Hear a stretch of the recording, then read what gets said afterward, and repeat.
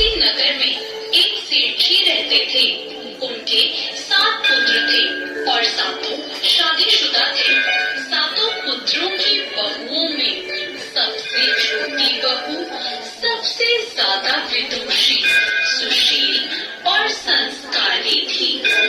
एक दिन सबसे बड़ी बहू ने सभी देवरानियों से कहा कि आज घर को लीपने के लिए पीली मिट्टी लेकर आते हैं। सभी बहुएं डलिया और खुरपी लेकर मिट्टी लेने चली गई।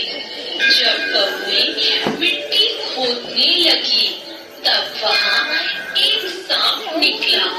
बड़ी बहू उस सर्प को खुरपी से मारने लगी तो छोटी बहू बोली, मत मारो इसे, ये बेचारा तो निरपराध है।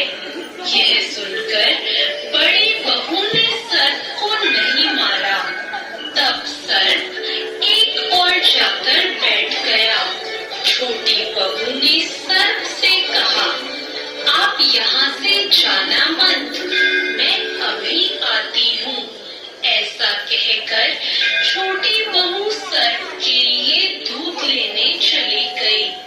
घर पहुंचकर वो अपने कामों में लग गई और सर्प को किया वादा भूल गई। अगले दिन जैसे ही उसे ये बात याद आई तब वे दूध लेकर वहाँ पहुंची। तब उसने देखा सर्प तो वहीं बैठा है। सर्प को देखकर वो बोली, भैया मुझे माफ कर दो, मैं अपने कार्य में लगकर आपसे किया वादा भूल गई।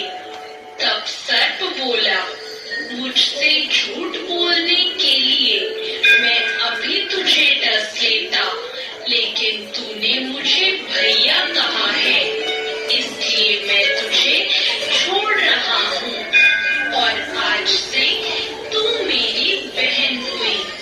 तुझे जो चाहिए मांग ले।